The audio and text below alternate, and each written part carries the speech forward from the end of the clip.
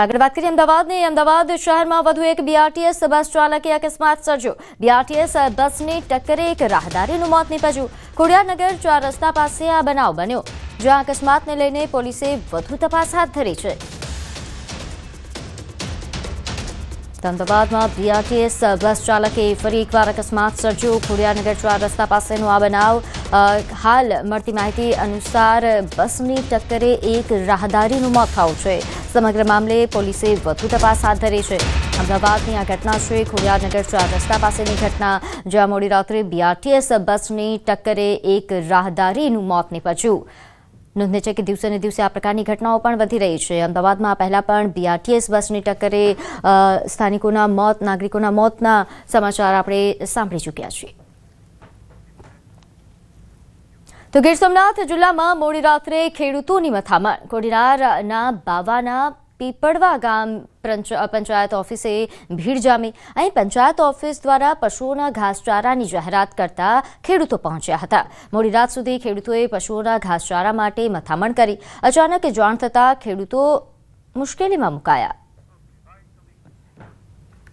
હા, એવી જાહેરાત થઈ કે અત્યારે ફોર્મ ભરો ને સવારે 10 વાગ્યા પછી બંધ છે, એટલે અત્યારે ભરીએ। એટલે ક્યાં કોની જાહેરાત કરી? અહીંયા ગામમાં જે ગ્રામ પંચાયતમાંથી ચાલુ છું લાઉસમાં આવું, એટલે અત્યારે અહીંયા આવ્યા। સરકારને એવું કોઈ પરિપત્ર છે કે?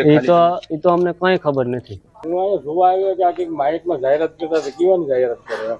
કેવાની જાહેરાત થઈ? આખી ઘાસચારાની જાહેરાત કરી અત્યારે ક્યાં ડોક્યુમેન્ટ લેવા જવા? તો હવે શું કરવાનું? હવે તો હું જે થાય બધી તોડી મૂકીને અહીંયા જાઉં મોદીને। તો હવે વરસાદની જેણે પાકનો શોધ વાળ્યો।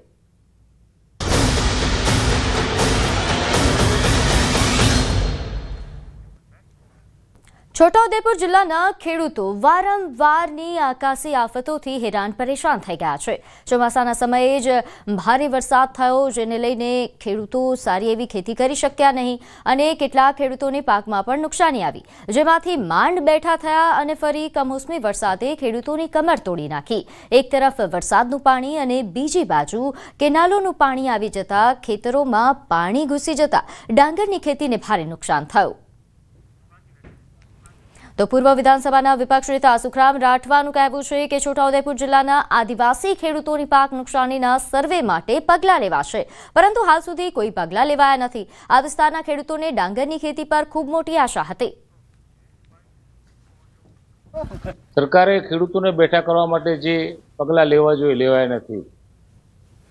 મારા મનમાં એવું હતું કે આદિવાસી વિસ્તાર માટે સરકાર ચોક્કસ પગલાં લેશે, અને પગલાં કોઈ લેવાયા નથી। આખરે તો હું પણ ખેડૂત છું। છેલ્લે આ પાછોતરા વરસાદે, તમારી ભાષામાં કમોસમી વરસાદ કહેવાય, અમે પાછોતરો વરસાદ કહીએ છીએ, અને એ વરસાદે ભારે તબાહી આ વિસ્તારમાં ઊભી કરી છે। તો અરવલ્લી જિલ્લામાં પાક નુકસાન મામલે સર્વે હાથ ધરવામાં આવ્યો। જિલ્લામાં 80થી વધુ ટીમોએ સર્વે કામગીરી શરૂ કરી। મોડાસા સહિત વિસ્તારમાં ખેતીમાં નુકસાની મામલે સર્વે કરવામાં આવ્યો। ખેડૂતોને સાથે રાખીને આ સર્વે કરવામાં આવી રહ્યો છે। ખેડૂતોને સારું વળતર મળે તેવી આશા।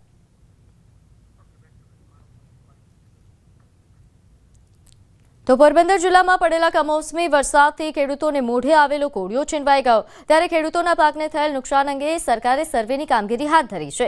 રાજ્યના કેબિનેટ મંત્રી અને પોરબંદરના ધારાસભ્ય અર્જુન મોઢવાડિયાએ કલેક્ટર, જિલ્લા વિકાસ અધિકારી સહિતના અધિકારીઓ સાથે સમીક્ષા બેઠક કરી, જેમાં કોઈ ઢીલ રાખ્યા વગર અગ્રતાના ધોરણે કામગીરી સહિતના મુદ્દે વિગતવાર સમીક્ષા કરી હતી। જિલ્લામાં સર્વેની કામગીરી માટે બનાવવામાં આવેલી 44 ટીમો માર્ગદર્શન મુજબ સંપૂર્ણ કામગીરી કરે તે માટે સૂચના અપાઈ। સર્વે સરકારના નિયમ પ્રમાણે કરવો પડે છે, પણ સર્વે બધાની નજર સામે છે કે લગભગ તમામ લોકોને 100% ખેતરોમાં નુકસાન છે, એટલે એ બાબતે વધારે ટીમની જરૂર પડે તો ટીમ બોલાવવાનું અને કામગીરી જલ્દીથી પૂરી થાય એ માટે વહીવટીતંત્રને સૂચના આપી છે, અને એ પ્રમાણે આગળની કાર્યવાહી ટૂંક સમયમાં પૂર્ણ કરવામાં આવશે। તો નાયબ મુખ્યમંત્રી હર્ષ સંઘવી ખેડૂતોની વેદના સમજવા ખેતરમાં ઉતર્યા. હર્ષ સંઘવીએ સુરતમાં ખેડૂતો સાથે મુલાકાત કરી પાક નુકસાન અંગે સમીક્ષા કરી, જ્યાં ખેડૂત મહિલાએ રડતા હર્ષ સંઘવીને સહાયની રજૂઆત કરી. તો હર્ષ સંઘવીએ ખેડૂતો સાથે વાતચીત કરી હતી, તેમની દુઃખ વેદના સમજી અને સાથે સહાયની પણ આશા આપી.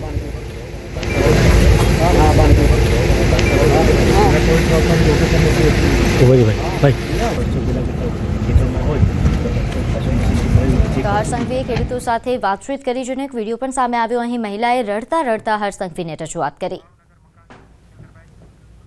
આગળ વાત કરીએ ભાવનગર જિલ્લાના મહુવા તાલુકાના ગ્રામીણ વિસ્તારમાં સતત પડેલા વરસાદના કારણે મકાન ધરાશાયી થયા. મહુવા તાલુકાના ગણથર ગામે મકાન ધરાશાયી થતા રોડ પર રહેવા મજબૂર બન્યા લોકો. 3 પરિવાર મકાન વગરના થતા મુશ્કેલીમાં મુકાયા. મહુવા તાલુકામાં સતત 5 દિવસથી વરસાદ પડવાના કારણે કાચા મકાન ધરાશાયી થવાની ઘટનાઓ સામે આવી.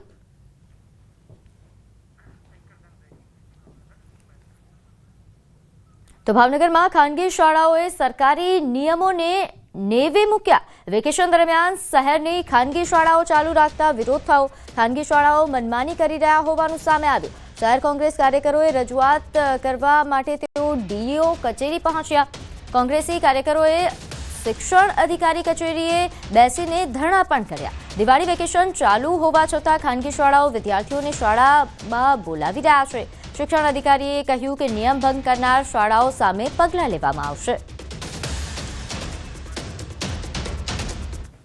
ચાલુ વેકેશન દરમિયાન આ સંસ્થાઓ ચાલુ હોય, આ સંસ્થાઓ પર તાત્કાલિક ધોરણે કડકમાં કડક કાર્યવાહી થાય એ માટે આજ રોજ ભાવનગર NSUI તેમજ ભાવનગર શહેર કોંગ્રેસની ટીમ ડીઈઓ કચેરીએ માનનીય શિક્ષણ અધિકારી શ્રીને અમે રજૂઆત કરી છે. જો આગામી દિવસોમાં આ લોકો ઉપર કડક કાર્યવાહી કરવામાં નહીં આવે તો આ આંદોલન ગાંધી ચિંધિયા માર્ગેથી હટી અને ઉગ્ર આંદોલન થશે. તેની તમામ જવાબદારી સરકારની રહેશે. વેકેશન દરમિયાન ખાનગી શાળાઓ શરૂ હોવા બાબતની અમને આજે કોંગ્રેસ દ્વારા રજૂઆત મળી છે.